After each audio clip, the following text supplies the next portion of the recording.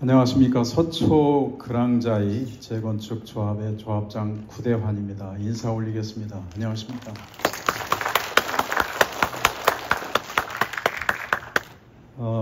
재건축을 경우현 재건축을 하고 계시다고 그래서 재건축의 성공을 위해서 제가 무언가 좀 도와드리고 싶다 하는 마음으로 왔습니다.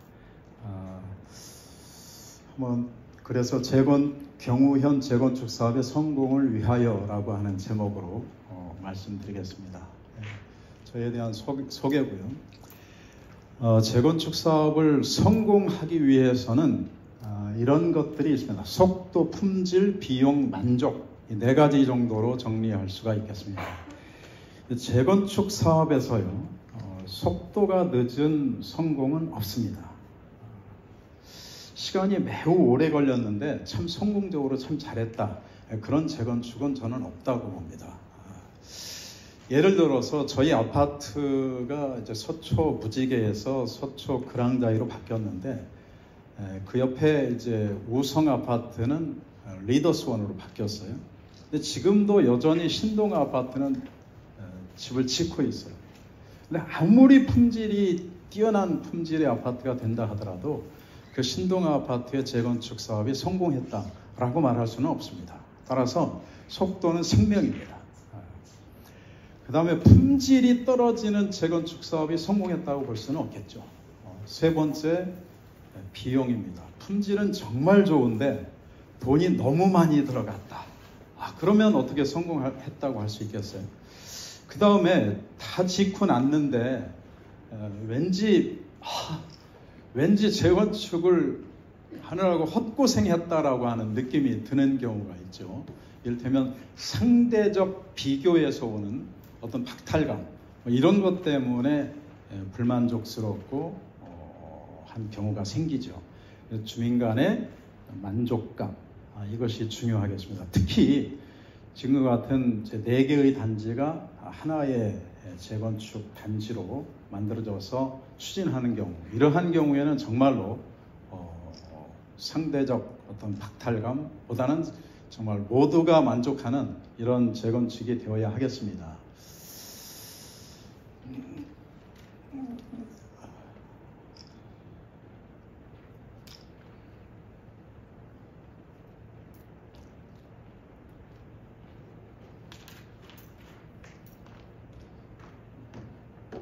이것을 이렇게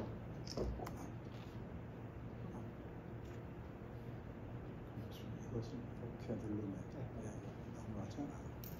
뒤로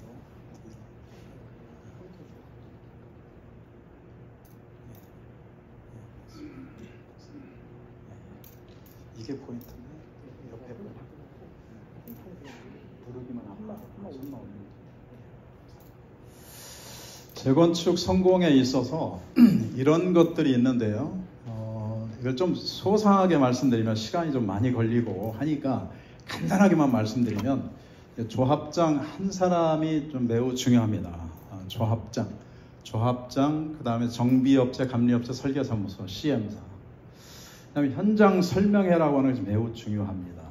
또 시공사를 정말 잘 선정해야 되겠죠. 5번째, 단지 계획을 참 잘 해야 됩니다. 참 모든 걸 잘 됐는데 고덕의 어떤 단지에 가보니까 정말 성공적이에요.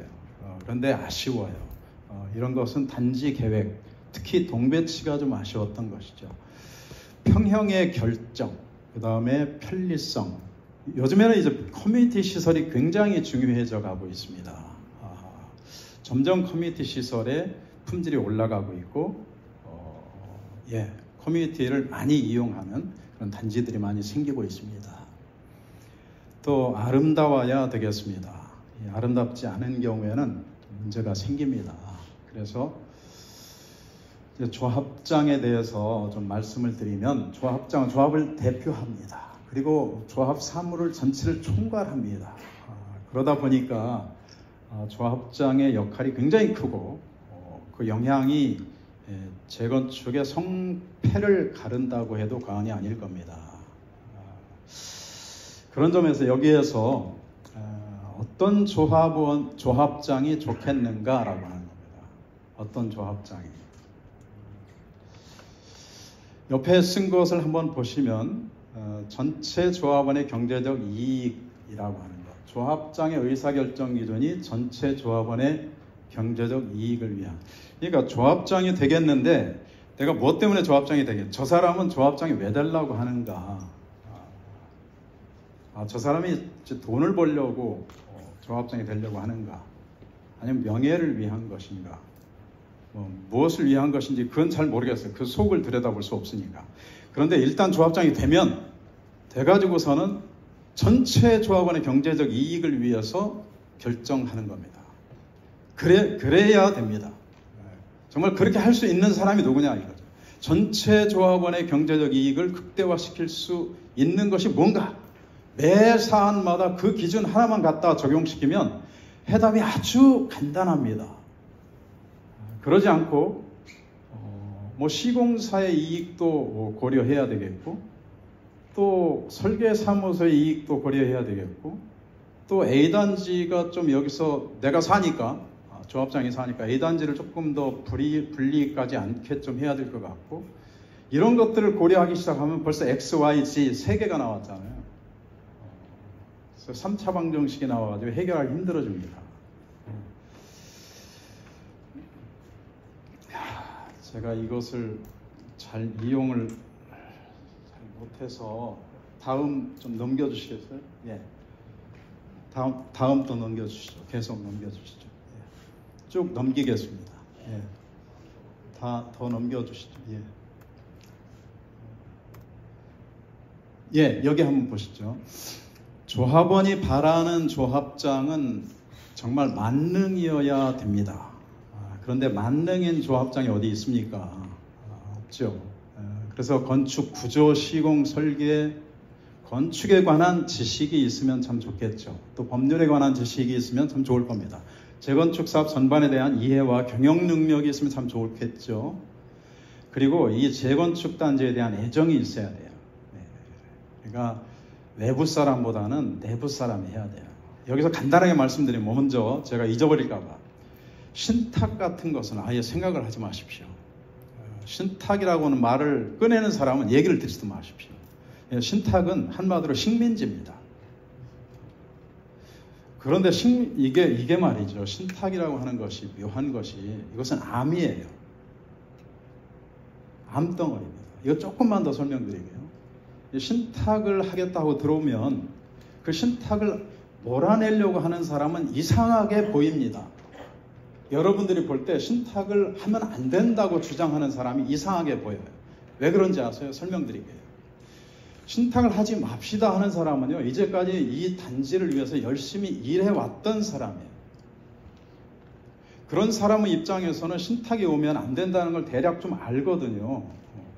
그런데 신탁을 하면 안 됩니다 하고 주장을 하는 순간, 저 사람 조합장 되려고 하는구나.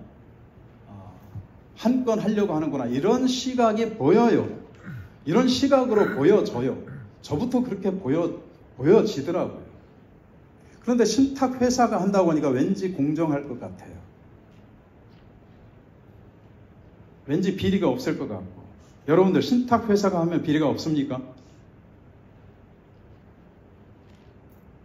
상상할 수 없는 비리가 있습니다. 거기는 합법적인 비리가 있어요. 왜 그러냐면 기업 단위로 움직입니다. 예를 들어서 시공사가 삼성이다 혹은 GS다. 신탁회사의 담당자가 부장이다 혹은 상무다. 기업 간의 거래가 끝나면 거기서 이루어지면 그냥 손도 쓸 수가 없습니다. 여러분들. 그리고 신탁회사가 신탁을 맡아서 하게 되면 신탁회사 전체가 다 우리 단지를 위해서 헌신하고 연구하고 이렇게 할 것 같죠? 전혀 아닙니다.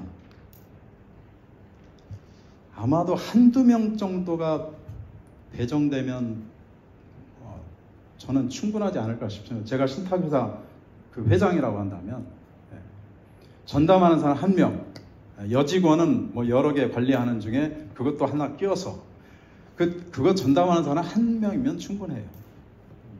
그리고 수시로 보고를 받겠죠, 위에서는. 그 1명이 compromised 되면 시공사로부터 말하자면 시공사의 협상에 녹았다, compromised 됐다. 여러분들이 어떻게 감당할 수가 있을까요? 감당할 수가 없습니다. 이 문제는 정말 심각합니다. 그 다음에 맨 밑에다가 제가 동기해서 썼는데, 조합장이 어떠한 동기에서 조합장이 되려고 하는가라고 하는 거. 명예인가? 돈 벌려고 하는가? 또 성취감인가? 또 월급이라도 받아야 되겠다라고 생각해서 조합장이 되는가? 이런 것들을 좀 잘 보실 필요가 있습니다. 그래서 저는 재건축 조합장을 하면서 사업을 한판 벌이겠다 라고 하는 사람은 저는 첫 번째로 돼서는 안 된다고 생각합니다. 재건축 조합장으로서 내가 정말 한 건 해야 되겠다. 이건 정말로 첫 번째로 조합장의 대상이 돼서는 안 된다. 그 다음에 그것이 바로 금전이죠. 그 다음에 성취감. 이건 좀 해봄직하다고 생각해요. 저의 경우에는 돈 벌려고 조합장이 됐다기보다 제 전공이 대학에서 건축공학입니다. 그리고 현재는 법학전문대학원 교수로 근무하다가 작년 2월 달에 정년 퇴임을 했습니다. 그래서 지금은 제가 서울시립대학교 법학전문대학원 명예교수로 있는데, 제가 학부에서 건축공학을 했고 기술고시를 합격했고 또 기술사도 가지고 있기 때문에, 또 해군에서는 시설장교를 근무해서 이제 이 정말 거대한 건축에 대한 열망이 있었어요. 그런데 제가 기술고시를 해서 배정받은 것은 특허청이었어요. 특허청에서는 거대한 건축물에 대한 현장 워커 신고 좀 돌아다니는 이런 맛이 좀 있어야 되는데 이걸 못 해봐가지고 한번 해보고 싶었습니다. 성취감이 있었죠. 그래서 세대당 제가 하면 약 3억 정도 벌어들일 수 있을 것 같다라고 하는 생각을 그 당시에 했습니다. 저희 아파트 조합원들이 대략 1200명 정도였었는데, 이대로 가면 이렇게 손해가 될 것 같다. 제가 하면 평균보다 조금만 더 잘하면 세대당 약 3억 정도, 그러면 3600억 정도 되잖아요. 그 정도 벌어들일 수 있지 않을까라고 하는 생각을 했습니다. 그 다음에 월급, 이건 조금 좀 평범하시죠. 자, 여기에서 우리가 이제 생각해 볼 것이, 조합장이 그럼 직장이 있는 사람이 좋을까요? 없는 사람이 좋을까요? 재건축 조합장으로 대상이 될 사람. 직장이 없이 여기에 지금 현재 직장이 없다. 여러분들 한번 춥지만 한번 손 한번 들어보세요. 직장이 없는 사람이 좋겠다. 직장이 있는 사람이 좋겠다. 압도적으로 직장이 있는 사람이 맞습니다. 직장이 없는 사람이 직장을 찾아서 오는 곳이 재건축 조합장이어서는 안 됩니다. 직장이 없는 사람이 무능하다는 얘기가 아니에요. 무능하다는 얘기가 아니고, 여기는 직장을 찾아서 오는 곳이 아니에요. 이것은 보다 더 너무나 큰 일이기 때문입니다. 서초 무지개 아파트의 사업비, 전체 사업비가 1조 2천억이었습니다. 지금 현재는 34평형의 경우에 대략 33억, 30억이라고 치면 1446세대 하면 1500세대라고 칠 때 4조 5천억 정도 되죠. 상가 부분까지 하면 약 5조 정도 너끈이 됩니다. 1조 2천억짜리가 5조가 넘는 재건축 사업이 이루어진 거예요. 근데 직장이 없는 사람이 직장을 구해서 오는 곳 치고는 너무나 큰 사업입니다. 이건 너무 커요. 그래서 사전에 좀 어느 정도 지식도 있고 각오도 되어 있고 여기에 대한 헌신이 준비되어 있어야 한다고 생각합니다. 그 다음 한번 넘어가시죠. 많이 넘어갔으면 좋겠습니다. 더 넘어가시죠. 여기 스톱. 조금 아까. 대의원회.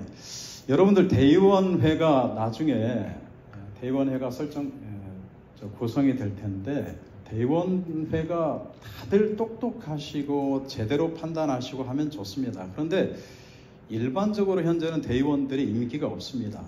과연 이것이 옳은가? 과연 이것이 좋은가? 여러분들 한번 생각해 보십시오.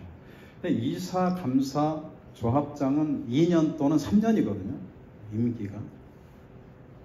근데 대의원은 임기가 없어요. 근데 저는 이것도 폐단이 있다고 생각합니다. 너무 넘겨주시죠. 자, 여러분들, 조합원의 역할. 여러분들은 모두 이제 조합원이 되시겠죠. 조합원님들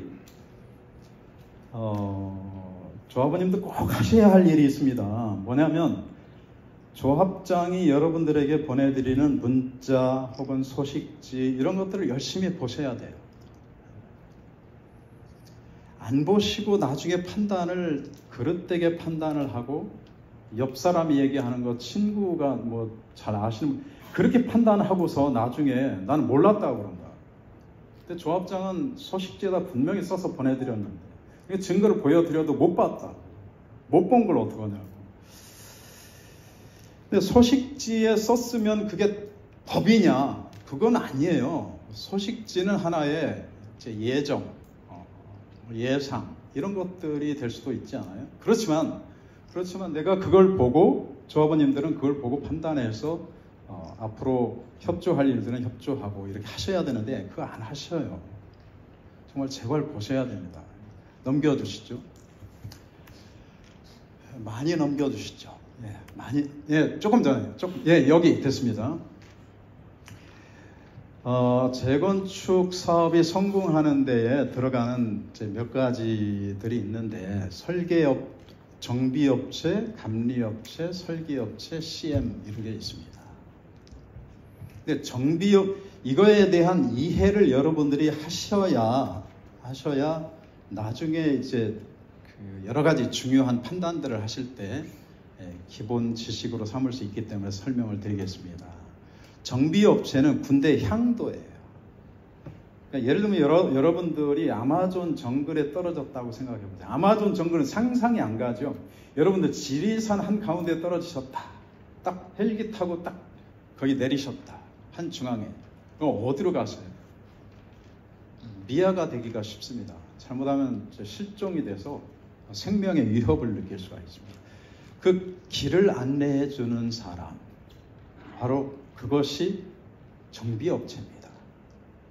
그러니까 법규를 잘 알고 재건축의 방향을 전체적인 절차 내지는 방향을 잘 알고 있겠죠. 감리업체는 뭐냐면 법과 설계대로 시공되고 있는지의 여부를 감리하는 업체가, 보고 감독하는 업체가 감리업체입니다. 그 다음에 설계업체는 이제 시공 전에 설계를 기본적으로 좀 안내해 주기도 하고, 시공사 선정 전에, 시공사 선정 후에도 좀 해줍니다. 그 다음에 CM이라고 하는 건 뭐냐면, Construction Management입니다. MBA라고 할 때, 매니지먼트입니다. 그러니까, Construction Management는 뭐냐면, 건설 경영이에요. 자, Construction Management는 건설 경영이기 때문에 주어진 자원을 가지고 최대의 효과를 만들어내는 업체, 그렇게 만들어낼 수 있도록 도와주는 업체를 CM 업체라고 하고, 그렇게 하는 것을 Construction Management라고 합니다. 그러니까 경제성을 추구하고 효율성을 추구하는 것이 CM이에요. 그럼 감리업체가 있는데 무슨 CM이 필요하냐? 감리업체는 CM을 하지 않습니다. 경제성, 혹은 경영을 하지 않습니다. 정비업체가 있는데 무슨 정비업체도 마찬가지로 향도일 뿐입니다. 넘겨주시죠. 많이 넘겨주셨으면 좋겠습니다. 많이 넘겨주시죠. 스톱. 여기서 보겠습니다. 시공사를 선정할 때 시공사를 어떻게 지금 시공사 선정 안 하셨죠? 시공사 선정을 하는 데 있어서 가장 중요한 것을 뽑는다. 뭘까요? 여기다 답이 있는 것 같아요. 시공사 선정에 있어서 가장 중요한 것, 저는 한 단어로 표시해라 하면 경쟁입니다. 누구 간의 경쟁일까요? 시공사 간의 경쟁. 자, 그럼 시공사 간의 경쟁이 치열하면 치열해질수록 누가 이익일까요? 조합원님, 여러분들이 이익입니다. 시공사 간의 경쟁이 거의 없을수록 여러분들은 이익일까요? 손해일까요? 갈수록 손해입니다. 그러니까 시공사끼리 피 터지게 싸우게 해야 됩니다. 어떻게 하면 피 터지게 싸우게 할 것인가? 이것을 조합장은 이걸 연구를 해야 돼요. 조합원님 여러분들도 마찬가지예요. 이사 감사님들도 마찬가지예요.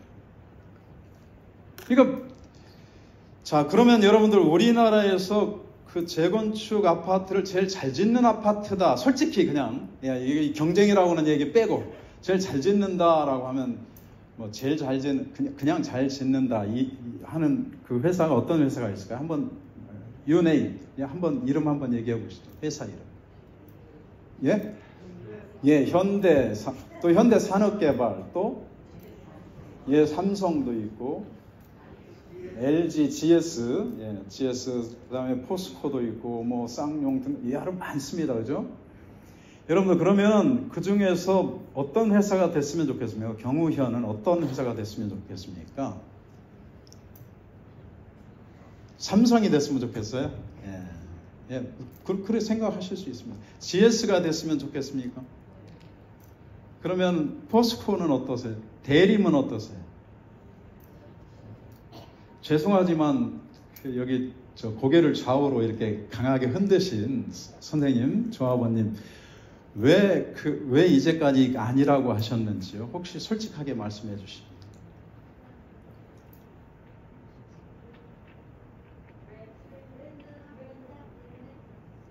브랜드. 우리나라에 여러분들이 알만한 괜찮은 회사의 회사의 경우 다 괜찮습니다. 브랜드만 본다. 그런데 선정은 그 회사로 선정하면 그냥 브랜드만 가지고 선정하면 안 된다는 거예요. 그럼 뭘 가지고 선정하느냐? 뭘 가지고 선정한다? 제안서를 가지고 선정해야 돼요, 여러분들. 그 제안서는 어떻게 만들어지느냐? 어떻게 만들어져야 되느냐? 치열한 경쟁 구도 하에 만들어져야 돼요. 정말로 피 터지는 싸움을 한 다음에 우리 손익계산서 찢어버려. 저희 서초 그랑자이가 실제 그랬습니다. 이거 싫어합니다.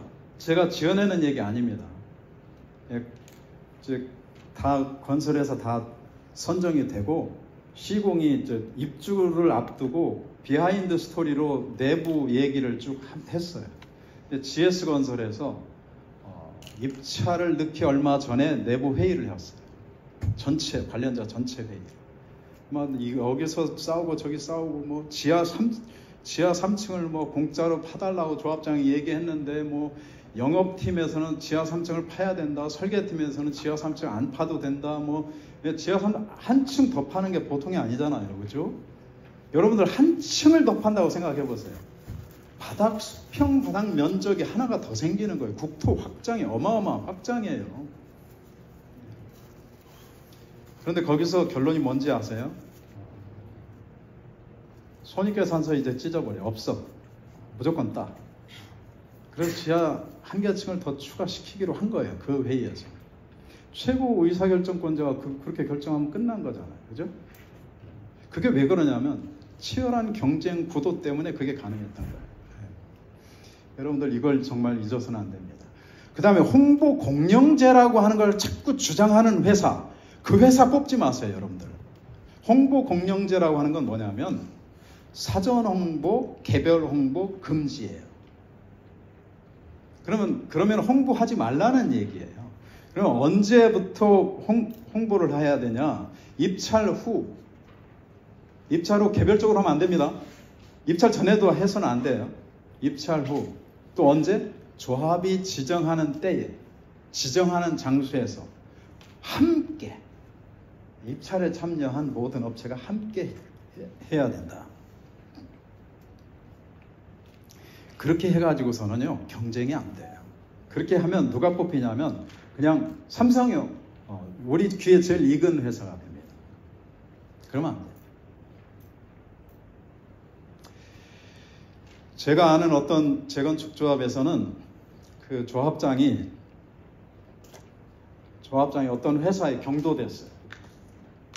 경도돼가지고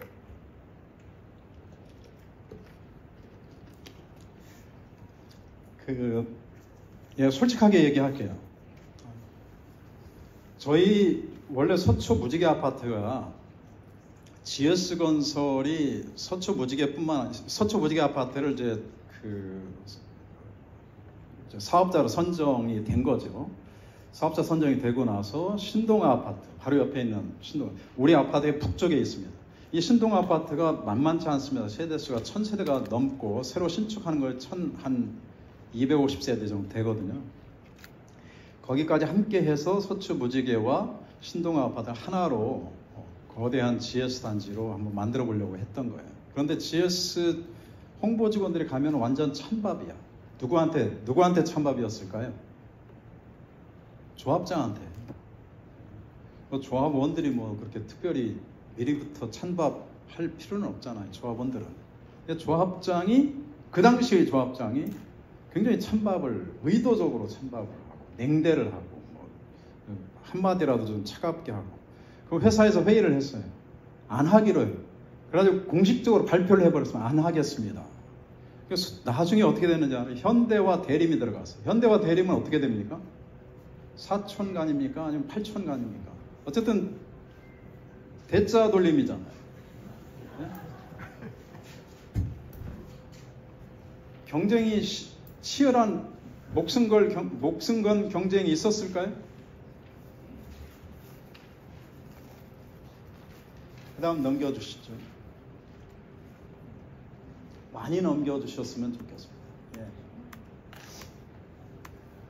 스톱. 조금 아까. 그 전에. 여러분들 여기서 제가 한번 여쭤보겠습니다. 명성 있는 시공사의 제안서는 믿어도 됩니까? 왜 명성 있는 시공사인데 거짓말을 하겠어요? 거짓말 합니다, 여러분들. 제안서, 여러분들, 대한민국의 삼성물산의 삼성 건설 부문이죠. 혹은 GS건설, 혹은 대림, 이런 데가 공식적으로 제출한, 경우현에 제출한 제안서에는 사기적 트릭이 포함되지 않겠죠. 이렇게 큰 회사인데. 포함되겠어요? 당연히 포함됩니다. 당연히 포함됩니다. 여러분들, 그래서 한 가지 제가 팁을 좀 드리면, 근데 조합원들 상당수 조합원이요, 대한민국의 그 큰 회사에서 거짓말 할 리가 있냐, 사기치겠느냐, 이렇게 말하는 조합원들이 많아요. 조합장은 그걸 다 분석해서 이건 사기다. 그러나 사기라고 내가 치지 않겠다. 왜?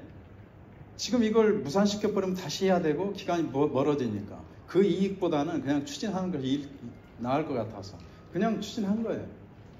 이거 사기 제안서였어요. 그런 사기 칩니다, 여러분들. 제안서 믿지 마세요. 그 다음에 기타 사항이라고 해가지고 맨 뒤에다가 둬요, 여러분들. 제안서에 보면 기타 사항. 그런데요, 영어로 그 옆에 잘 보면 우리나라는 기타상, 영어는 special specification 혹은 special conditions, 스페셜한 거예요. 그래서 그 기타사항에 굉장히 중요한 내용들이 들어가 있어요. 근데 거기에 들어가는 단 한 줄이요, 전체를 다 바꿀 수 있습니다. 제안서 200페이지, 300페이지의 제안서의 내용을 전체를 단숨에 바꿔버릴 수 있는 글귀가 한 줄이 들어갈 수가 있어요. 나중에 제가 말씀을 드릴게요. 나중에 조합장이 되신 분과 제가 대화를 나눌 수 있도록 넘겨주시죠. 그 다음에 많이 넘겨주시죠. 더 많이 더. 그 다음에 이제 우리 저 서초 그랑자이의 스톱. 이 앞에 한 단계 앞에서 단지 계획. 이 아파트는 단지 계획이 참 좋은데 그 단지 계획이 참 중요합니다. 정말 엄청나게 중요합니다. 아무리 설계를 잘했다고 해도 단지 동의 배치가 잘못되어 있으면 아쉽습니다. 결정적으로 아쉽습니다. 그래서 단지 계획이 참 중요하다. 넘겨주시죠. 이것이 서초 무지개 아파트의 옛날 모습입니다. 계속 넘겨주세요. 여기가 서초 무지개 아파트 금요일 장이 있었습니다. 스톱. 이게 이제 2주를 앞두고 있으니까 위스키 꼬냑을 산다고 이렇게 나와 있습니다. 2주를 앞두고 있네요. 넘겨주세요. 여기가 말하자면 관리사무실 입구입니다. 여러분들 여기가 1층인데요. 1층에 사시는 조합원님들 중에 나 언제 죽을지 모르겠어, 빨리 추진해줘 하고서 막 싸운다고 막 싸우는 사람들한테 막 난리를 치고 하던 아파트였습니다. 왜? 크랙이 가는데요, 무너지게 생겼거든. 실제 그랬어요. 실제로 안전성에. 그 다음 넘겨주시고, 이게 상가의 모습입니다. 상가. 아방궁도 있네 저기. 넘겨주시고, 바깥에서 바라본 겁니다.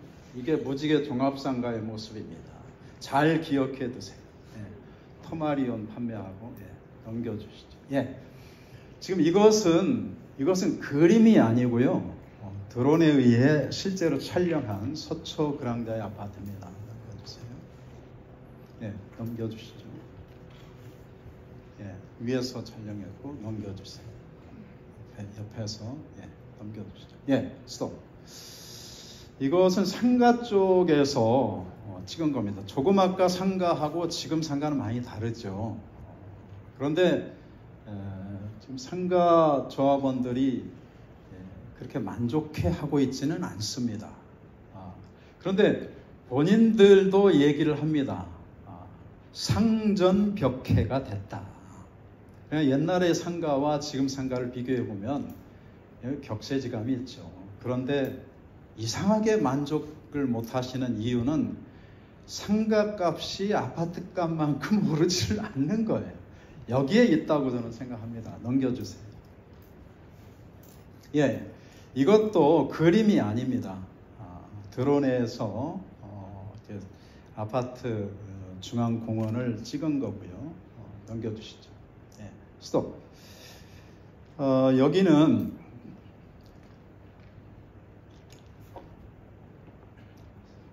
중앙공원이 없는 상태로 설계되어 있던 것입니다. 그러니까 중앙에 하나의 그 동이 있죠. 가운데 파란색. 근데 저것 때문에 사실상 이 동 때문에 중앙공원이 없는데, 넘겨주시면 이렇게 이제 바꿔진 거예요. 여기에서 이걸 드러내 가지고 이렇게 바꾼 겁니다. 이렇게 바꿨죠. 이렇게 바꿔서 이제 이렇게 시공이 됐는데, 이것은 실제 제가 사는 집에서 35층에서 야간에 이제 눈이 왔을 때 좀 찍어본 겁니다. 여기도 이제 실제 찍은 거고. 낮에 찍어봤죠. 이게 중앙공원입니다. 여기는 바로 그 바닥 분수로서 그 여름에 아이들이 정말 행복하게 놀고 있습니다. 매우 안전한 그 풀밭 옆에 중앙공원이 있습니다. 아주 바닥 분수가 있습니다. 이것도 위에서 찍은 건데, 저 멀리 보시면 윗공원이 하나 있죠. 공원이 있고 아래 공원이 있고, 그렇죠. 그러니까 위에 공원을 이제 GS가 이름을 붙이기를 하이엔드 공원이다 이렇게 붙였어요. 근데 저것은 뭐냐면 저 밑에다가 커뮤니티 시설을 줬어요. 커뮤니티 시설이 2,500평입니다. 그러니까 지하로 만들기 위해서 땅을 그쪽에다 많이 성토를 한 거예요. 그러니까 저기가 언덕이어서 저렇게 된 게 아니고 땅을 갖다 성토를 해가지고 지하로 만든 거예요. 그러니까 무엇을 지하로 만들었다고요? 커뮤니티 시설을 지하로 만들었어요. 커뮤니티 시설을 지하로 만든 이유는 뭐냐면 용적률을 그만큼 낮추기 위해서, 용적률을 침해하지 않으면서 커뮤니티 시설을 설치하기 위해서 저렇게 성토를 한 거예요. 성토하고 거기에다가 공원을 조성한 거죠. 저는 참 설계가 좋다고 생각을 합니다. 이 바로 위에가, 여기가 이제 하이엔드 공원이고, 이 앞에가 석가산, 이제 가짜 산을 이렇게 만들어서 물이 흐르고, 여기가 바로 커뮤니티 부분입니다. 밤에 석가산에 이렇게 불이 들어온 모습도 한번 해봤습니다. 사람들이 너무 이쁘니까 구경하고 있네요. 이것은 저희 집에서 줌으로 당겨서 한번 찍어봤습니다. 커뮤니티에 들어가는, 중앙공원에서 커뮤니티 쪽에 로비로 들어가는 부분입니다. 여기는 필로티입니다. 어떤 여성인지 모르지만 지금 귀가하고 계시네요. 여러분들 저 필로티를 보시면 어떻습니까? 저는 저희 아파트의 성공적인 부분 중에 가장 중요한 부분 중에 하나다라고 생각합니다. 저희 아파트는 필로티의 높이가 클리어런스로, 클리어런스라고 하는 안목치수예요. 바닥에서부터 천정까지의 높이가 6m입니다. 그러니까 6m면 보통 한 2개 층 넘죠, 그죠?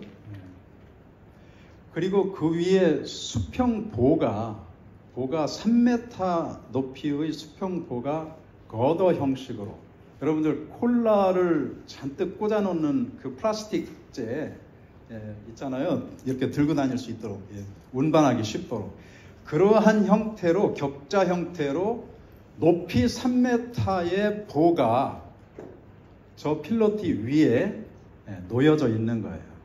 그 보가 34개 층의 아파트를 받아주고 있어요. 하중을 받아서 필로티 기둥으로 전달해주고, 기둥에서 기초로 전달해주고, 이러한 구조로 되어 있습니다. 그런데 저는 그러한 구조적인 것보다도 저 필로티 부분이 원래 저렇게 다 클리어런스로 6m, 보 부분까지 합쳐서 9m 였었느냐? 아닙니다. 원래는 3m도 있었고 6m도 있었고 혼재했어요. 그런데 그것을 우수 디자인을 받도록 하는 과정에서 전체 다 9m로, 즉 보까지 합쳐서 9m로 통일을 시켜버렸습니다. 그러다 보니까 성토한 부분에서는 12m 그 이상이 나와버렸어요. 그래서 첫 번째 층의 높이가, 첫 번째 층이, 저희는 이제 1층이 없고 2층부터 있는데 2층이 한 12m 이상에서 첫 번째 층이 시작을 해요. 엄지척을 해주셔서 감사합니다. 이게요, 이게 여러분들 저 귀가하는 저 여성의 마음, 또 남성이라도 좋죠. 저 마음이 어떨까요? 저는 저 필로티가 밤에 더 효과적인 것 같아요. 낮에보다. 낮에는 시원하고 이것이 가지고 있는 그 효과는 굉장히 커요. 그거 다 설명하려면 시간이 아까우니까 그 정도 하고요. 아까 봤던 부분이죠. 아까 봤던 이쪽이 하이엔드 공원이고, 이 앞에 석가산이 있고 중앙공원이 넓게 있습니다. 이 중앙공원은 여러분들 이제 아까 그 김효석 대표님께서도 설명을 드렸겠습니다만, 할 수만 있으면 중앙공원을 만드는 것이 참 좋습니다. 이 아파트의 경우 중앙공원을 이 아파트 주민들이 굉장히 사랑하고 좋아합니다.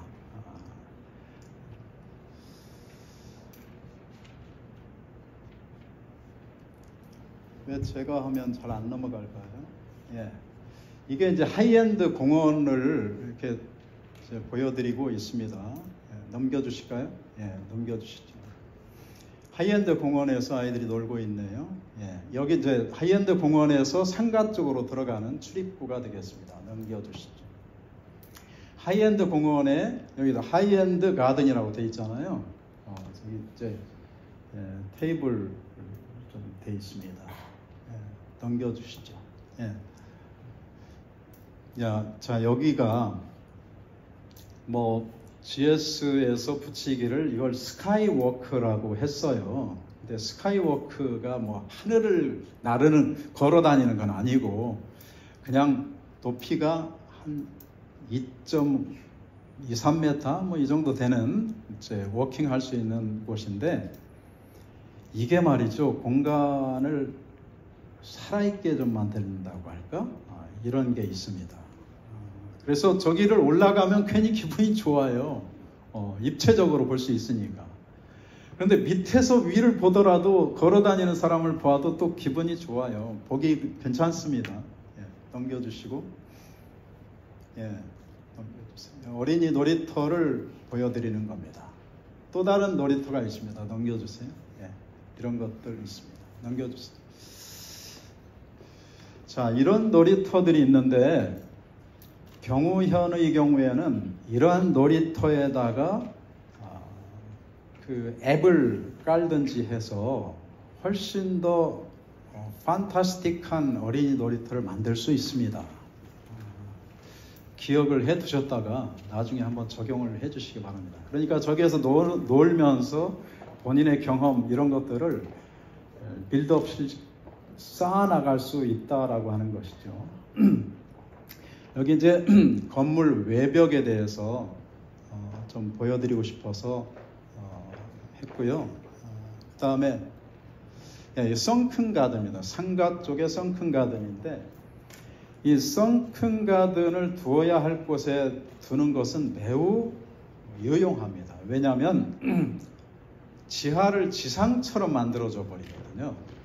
그래서 썬큰 가든은 상당히 유용하다. 썬큰 가든 내부에 들어가서 보는 모습입니다. 그 썬큰 가든 내부에서 상가의 뒷벽에 루버를, 금색 루버를 이제 입힌 겁니다. 자, 이것이 재건축 조합에서 제시했던 시공사에 대한 현장 설명회 때 제시했던 내용인데, 시공사가 제안서로 제시한 것은 그 다음 페이지, 이렇게 나왔습니다. 그래서 지하 1층이 나오고 지하 2, 3, 4 상가 쪽에 5층까지 해서 원래 것하고 비교하면 그 다음에 많은 차이가 나죠. 자, 여러분들 재건축을 하면 집값은 분명히 상승이 되고 여러분들 경제적 혜택을 분명히 누립니다. 왜 그러냐? 왜 그럴까요? 가장 중요한 이유가 뭘까요? 그러니까 수평 바닥 면적의 확장입니다. 그러니까 지하층이 2개 층만 늘어나도 바닥 면적이 3배가 되는 거예요. 그렇죠? 2개 층만 늘어나도. 그러니까 지상에 있는 차량의 거의 대부분이 2개 층만 늘어나도 지상에 있는 차량의 거의 대부분 지하로 내려갈 수 있습니다. 3개 층, 지하를 3개 층으로 만들면 100% 이상이 다 내려갑니다.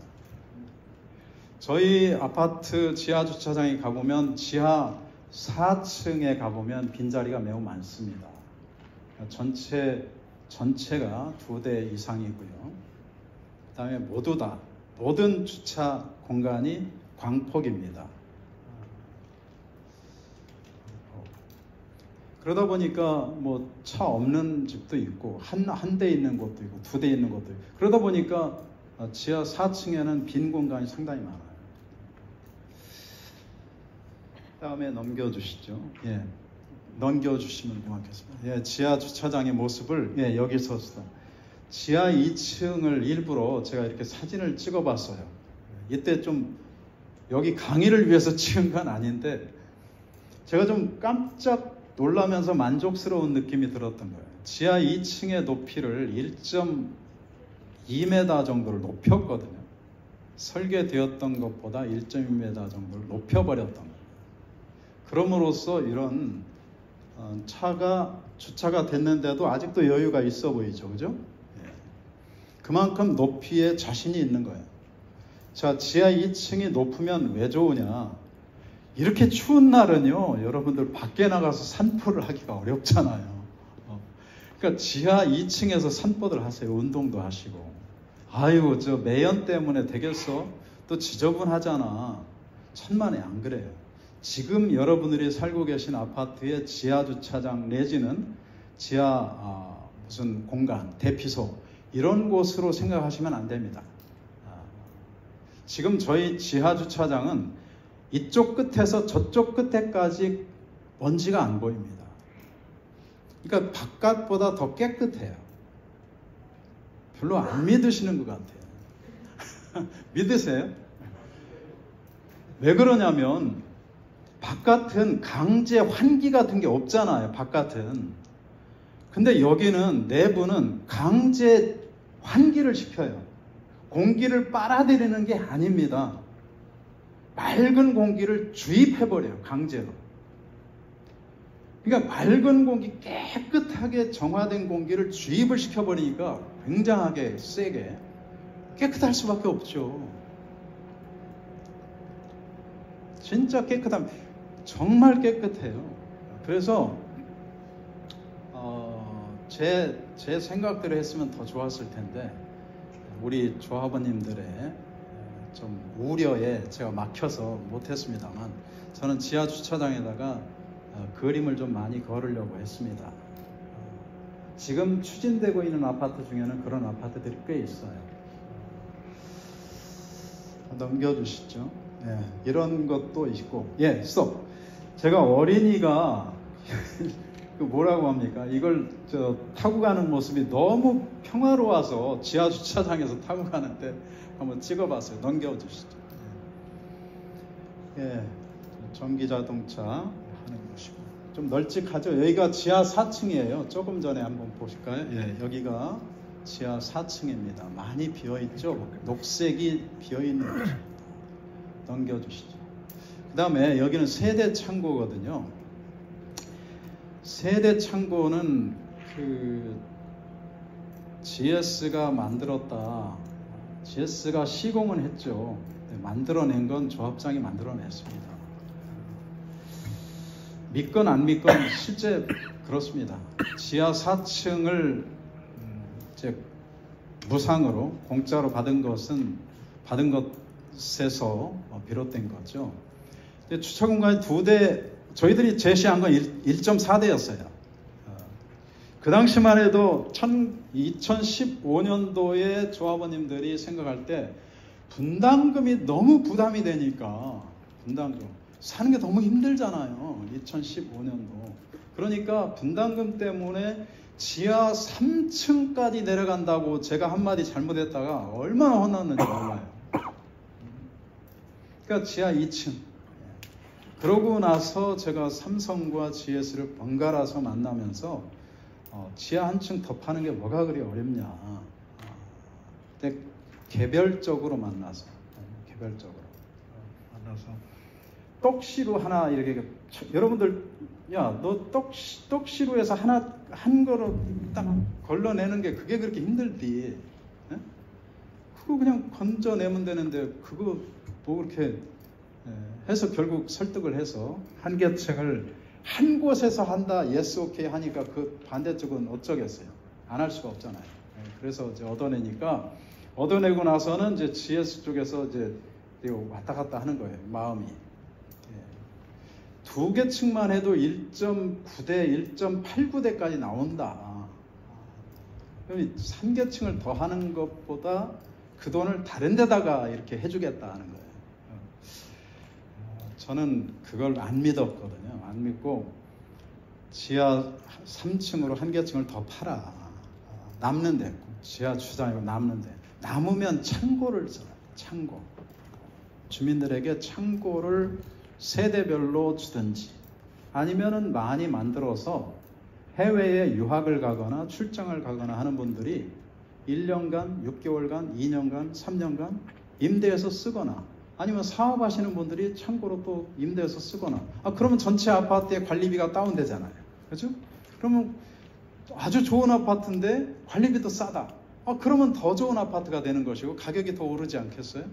그래서 만들어진 것이 세대 창고예요. 그래서 전 세대가 세대 창고가 있습니다.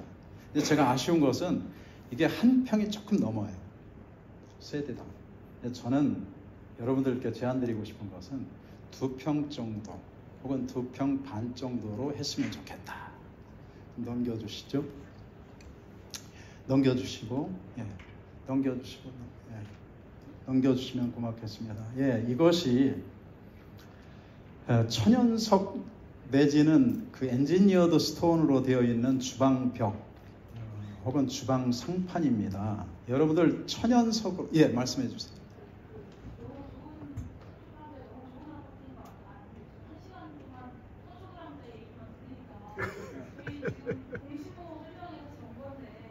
그래요?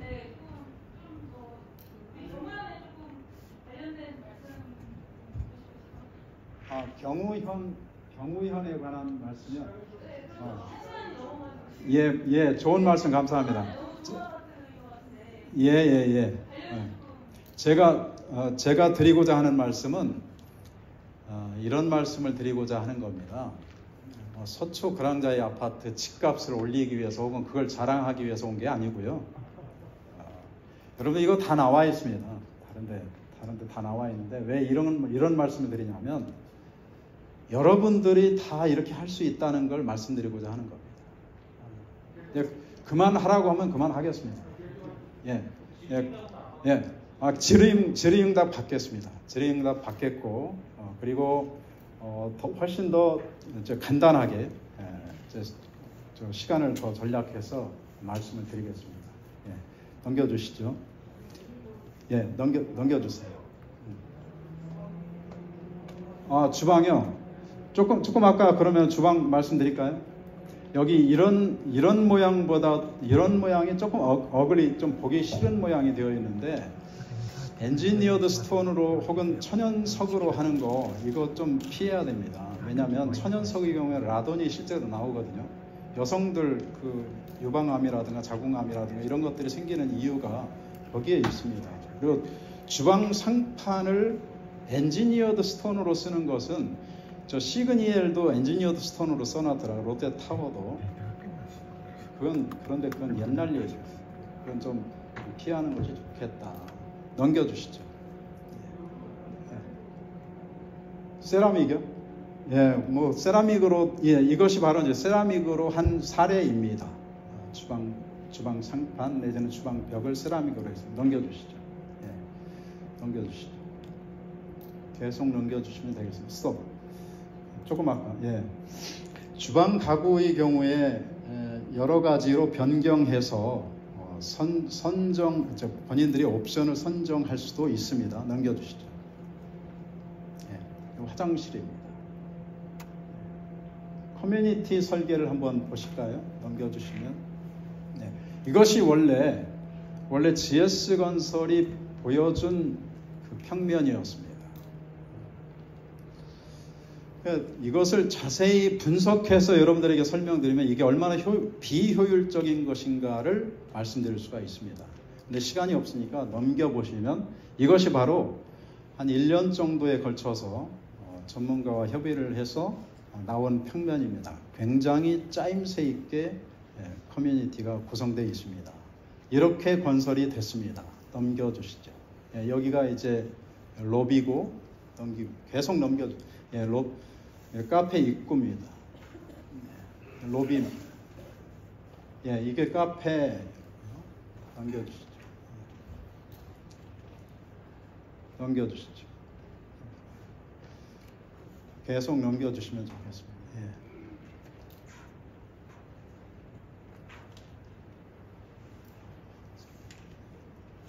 스톱.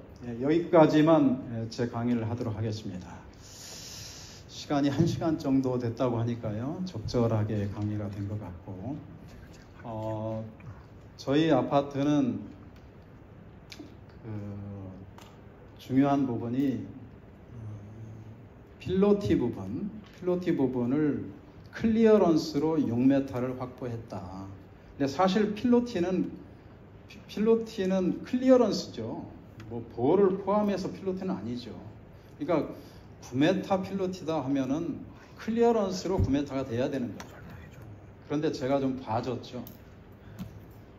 제가 좀 그냥 넘어가 줬는데 그 부분에 대해서는 좀 짚고 넘어가야 된다고 생각을 하는데, 그 필로티 부분하고 중앙 공원 부분, 이런 부분이 매우 중요하다.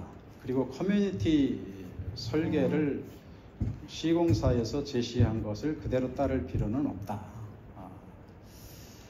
전체적으로 이제 시공사가 제안한 것을 그대로 따르는 경우가 참 많아요. 재질이라든가 평면이라든가 이런 것들을. 그런데 바꿀 수밖에 없습니다.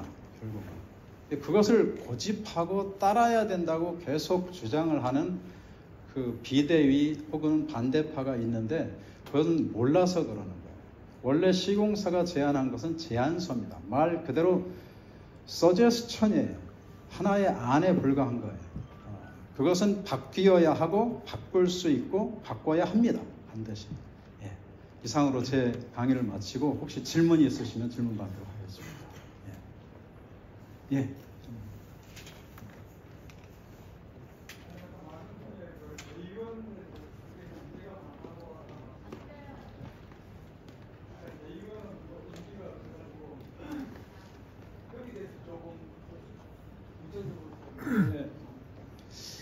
대의원이 문제가 많은 게 아니고요. 대의원의 자격 내지는 임기가 없는 것에 문제가 있다는 말씀입니다. 그러니까 조합장도 감사도 이사도 다 임기가 있는데 대의원은 임기가 없다. 그리고 우리나라로 말하면 대통령, 각부 장관 등등 모든 그 분들이 다 임기가 있는데 국회의원은 임기가 없다 이겁니다. 좀 문제가 되지 않겠나. 그 부분은 생각해 봐야 된다 하는 겁니다. 또 다른 질문 받겠습니다. 말씀하시죠. 10분 정도요? 그 부분은 제가 제 주관이 아니기 때문에 받아들이지 않겠습니다. 다른 거 말씀해 주시죠. 저는 오늘 공신모에서 초대해서 왔기 때문에 다른 곳의 설명에 대해서는 말씀드리지 않겠습니다. 다른 질문 있으신 말씀해 주시죠.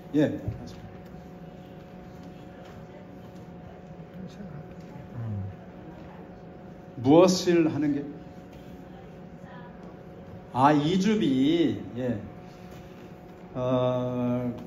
이주비. 이주비에 대한 이자를 여러분 관리처분 계획에다가 그 이주비 이자 뭐 이런 것들을 납부하는 것을 관리처분 계획에다가 표현시키게 되면 여러분들이 손해봅니다. 하지 마십시오. 그 부분은 조금 복잡하니까 나중에 개별적으로 오시면 제가 설명드릴게요. 여기서는 조금 더 넓고 큰 것으로 말씀드릴게요. 죄송합니다. 나중에 제가 간단히 설명드릴게요. 예, 다른 질문. 예. 정비계획은 네. 제가 조금 하나 말씀을 드릴게요. 네. 정비계획은 사실은 경험을 해보니까 몇 번 변경을 하더라고요. 그래서 우리가 그렇게 정비계획의 변경이 그러니까 굉장히 큰 중대한 변경이나 이런 게 굉장히 어려운 걸 알고 수시로 변경하는 걸 저는 느꼈는데 그 서초 그랑자에서는 몇 번 정도 하셨어요? 정비계획의 변경의 경우에는 저는 정비계획 변경 이후에 조합장이 돼서 그 부분에 대해서는 잘 모르겠습니다. 죄송하고요. 그 몇 번 했는지도 잘 모르겠고 정비계획에 대해서도 잘 모릅니다. 그 부분은. 다만 정비계획 이후에 아까 말씀드렸던 것처럼 그 계획이라고 하는 것, 조합의 계획, 또 시공사가 제안한 것을 그 해당 시공사를 선정을 했다. A시공사를 선정했다. 그래 A시공사가 제안한 제안서에 나와 있는 설계, 그 설계대로 해야 되는 그것도 아니다. 거기에 포함되어 있는 뭐 재료니 뭐니 이런 것들 다 그것도 아니에요. 하나의 제안에 불과해요. 내역서 다 제안입니다.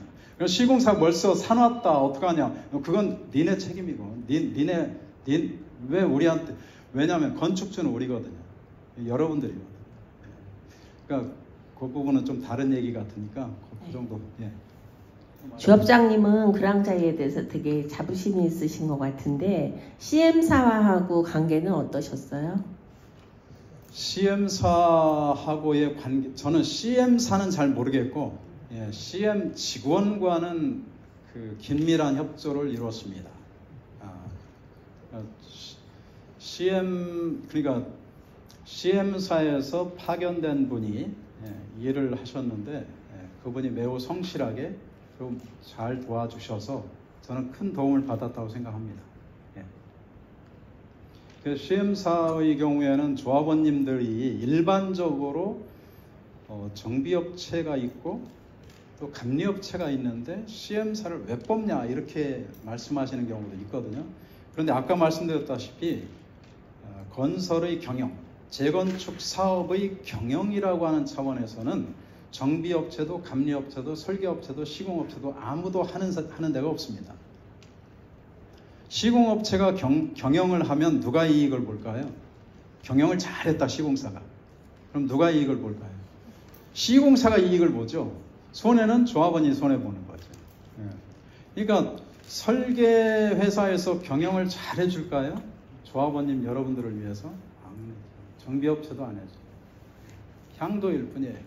CM이라고 하는 것은 모르니까 뽑는데 좀 주저하게 되고 주저하다 보니까 늦게 되고 또 꼭 뽑아야 되나 뭐 이런 생각을 하게 되는데 CM이라고 하는 것은 필요합니다. 저는 더 스노 더 베터라고 생각합니다. 다른 질문 없으시면 예, 저기 뒤에 한 분 계시네요. 예.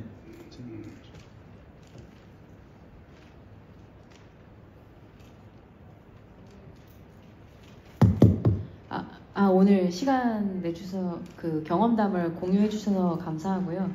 그 CM사는 그럼 언제부터 선정을 해서 같이 이제 흘러갔는지 또 궁금하고요. 예.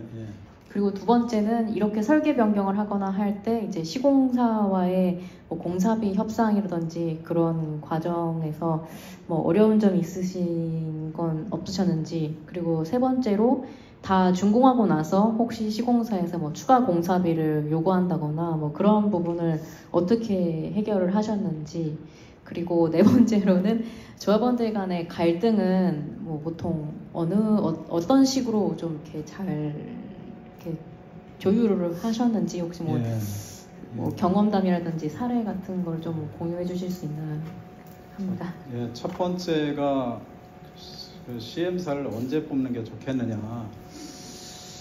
그 가능해질 때 CM사를 뽑을 수 있다라고 하는 경제적 여건이 마련되었다라고 생각이 되면 그때부터 뽑는 것이 좋다고 생각합니다. 어떤 CM사 뭐 어떻게 뽑는 이런 것까지는 더 다른 문제고 더 깊이 들어가야 되니까 그러니까 뽑을 수 있을 때 바로 뽑는 게 좋다. 그만큼 기획 단계에서 뽑으면 효과가 그만큼 크다는 얘기예요. 예를 들면 시엠사가 서제스천을 해줘서 중앙공원을 만들 수 있었다라고 한다면 중앙공원이 없을 때보다 지금 있는 것이 훨씬 낫겠죠. 그리고 저희 아파트의 경우에 시엠사의 그 문제 제기로 지하 2층의 높이를 1.2m 혹은 1.5m인지 혼동이 되는데 어쨌든 그걸 높일 수 있었습니다. 저는 그것만 해도 어마어마한 효과라고 생각합니다. 그 다음에 두 번째 질문이 뭐죠? 그 시공사 제안서랑 이제 좀 조율을 하셨다고 했는데 시공사 제안서하고 조금만 더 구체적으로. 시공사가 이제 제안한 제안서에서 이제 협상을 하시는 단계에서 그럼 뭐 비용 관련이나 이런 거는 그러면 시엠사하고 같이 다 하시는 예.